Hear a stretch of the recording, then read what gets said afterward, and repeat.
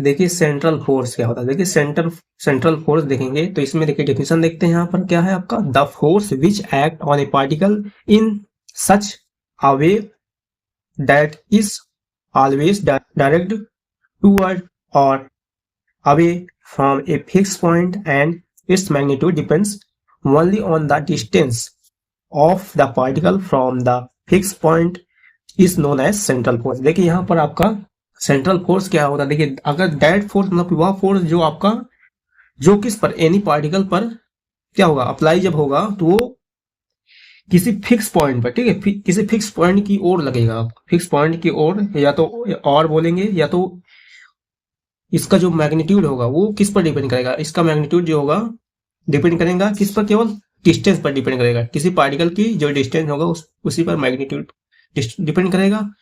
और देखिएगा the fix point is known as a central force. देखिए हमेशा ध्यान रखिए, आपका कोई पार्टिकल रहेगा वो किसी जो आपका सेंट्रल फोर्स रहेगा वो किसी फिक्स पॉइंट की ओर लगेगा या तो ठीक की तरफ लगेगा, और वो हमें उसमें क्या हमेशा ध्यान रखें कि आपका डिस्टेंस जो है वही आपको मैटर करेगा, कि डिस्टेंस पर ही डिपेंड करेगा मैग्नीट्यूड जो होगा उसका, और वही जो आपका फिक्स पॉइंट होगा वही क्या कहलाएगा, उसका जो फिक्स पॉइंट है वही आपका क्या कहलाएगा, कि पॉइंट का जो है वो पार्टिकल का फिक्स पॉइंट जो होगा वही। देखिए यहाँ पर from the fix point is known as central force, वही सेंट्रल फोर्स होगा, ठीक है। देखिए आपका यहाँ पर, और देखिए अगर हेंस देखेंगे, hence central force is a function of R only. देखिए यहाँ पर क्या हुआ, आपका कोई सेंट्रल फोर्स है उसका फंक्शन आर लिए ओनली, क्या इफ एफ जो है आपका, ठीक है, एफ किसे रिप्रेजेंट कर रहे हैं, F represented central force, F को सेंट्रल फोर्स रिप्रेजेंट कर रहे हैं। और देखिए यहाँ पर एफ इक्वल टू क्या होगा, एफ फंक्शन ऑफ आर, और ये आर यूनिट वेक्टर होगा, तो ये सेंट्रल फोर्स की डिफिनेशन हुआ। अब देखिए यहाँ पर एग्जांपल अगर देखेंगे सेंट्रल फोर्स, अगर सेंट्रल फोर्स का एग्जांपल देखेंगे तो आपके पास एग्जांपल में देखिए यहाँ पर क्या पहला हो सकता है आपका, एक जो ग्रेविटेशनल फोर्स होता है, और सेकंड एग्जांपल आपका देखिए इलेक्ट्रोस्टैटिक फोर्स जो होता है वो भी आपका क्या होता है, सेंट्रल फोर्स होता है। पहला आपका ग्रेविटेशनल फोर्स, दूसरा आपका है इलेक्ट्रोस्टैटिक फोर्स।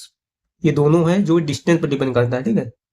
जैसे जैसे डिस्टेंस बढ़ेगा वैसे वैसे आपका क्या होगा, फोर्स जो होगा, सेंट्रल फोर्स जो होगा वो डिक्रीज होता जाएगा। तो ये हुआ। अब देखिए इस पर एक क्वेश्चन देखिए, क्वेश्चन में देखिए so that central force is conservative nature. तो आपको शो करना है कि जो सेंट्रल फोर्स होता है वो क्या कंजर्वेटिव नेचर होता है उसका। तो यहाँ देखिए सॉल्व करेंगे, इफ अभी आपने फार्मूला देखा था, एफ जो function of R, R unit vector है, R unit is the central force acting on the particle, ठीक है, सेंट्रल फोर्स पार्टिकल एक्टिंग कर रहा है। The work done is displacing a particle from A to B under the central force is.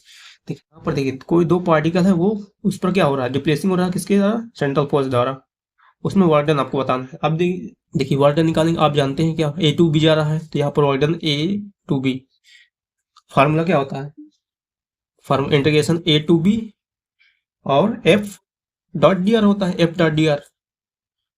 और ये देखिए F जो होगा आपका क्या, सेंट्रल फोर्स है, ठीक है। देखिए यहाँ ए टू बी है, ए टू बी, और देखिए आपको क्या करना है, सेंट्रल फोर्स वैल्यू पुट करना है। देखिए क्या होता है, आप जानते हैं क्या होता है सेंट्रल फोर्स, एफ जो होता है किसके, function of R unit vector R के इक्वल होता है ये। तो यहाँ वैल्यू देखिए एफ की जगह पुट करना है, तो यहाँ पर function of R, R unit vector और डी आर होता है, ये वैल्यू पुट कर दीजिए। अब क्या करिए, देखिए यहाँ पर आपका आ जाएगा, देखिए यहाँ पर आ जाएगा ये ए टू बी, तो आ जाएगा एफ फंक्शन ऑफ आर और डी आर आ जाएगा, यूनिट हट जाएगा, ठीक है, यूनिट वेक्टर। अब देखिए यहाँ पर ये आ गया फार्मूला, आ गया आपका वर्क डन के लिए, ए टू बी के लिए ये आ गया फार्मूला। अब देखिए इसमें आपको लिखना पड़ेगा, क्या लिखना पड़ेगा, देखिए thus the work done depends only on initial and final values of r at to position a to b। यहाँ देखिए बोला वर्क डन जो आपका किस पर डिपेंड करेगा, केवल फाइनल और इनिशियल जो उसकी वैल्यू होगी आर की, उसकी केवल पोजीशन में डिपेंड करेगा, ठीक है। देखिए and not on the actual path followed by the particle. यहाँ देखिए बोला है कि अगर जो पार्टिकल को एक्चुअल पाथ होगा उस पर डिपेंड नहीं करेगा, ठीक है, एक्चुअल पाथ जो है उस पर डिपेंड नहीं करेगा, केवल आपका जो फाइनल और इनिशियल पोजीशन होगी उसी पर डिपेंड करेगा। और देखिए यहाँ पर लिखेंगे hence central force is conservative in nature. तो ये आपका, इसलिए आपका इससे कंक्लूजन निकला कि आपका जो सेंट्रल फोर्स होता है उसका नेचर जो होता है कंजर्वेटिव होता है। तो ये आपका हुआ कि आपका जो वर्डन होगा वो केवल जो होगा डिपेंड करेगा किस पर, डिपेंड करेगा केवल जो फाइनल और इनिशियल वैल्यू होगी उसकी पोजीशन डिपेंड करेगा, और वो पाथ पे डिपेंड नहीं करेगा, ठीक है।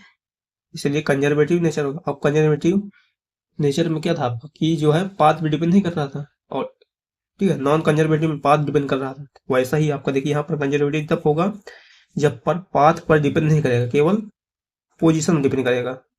और नॉन कंजर्वेटिव में क्या था कि उसमें पोजीशन डिपेंड नहीं कर रहा, पाथ पे डिपेंड कर रहा था, ठीक है। तो आपका ये हुआ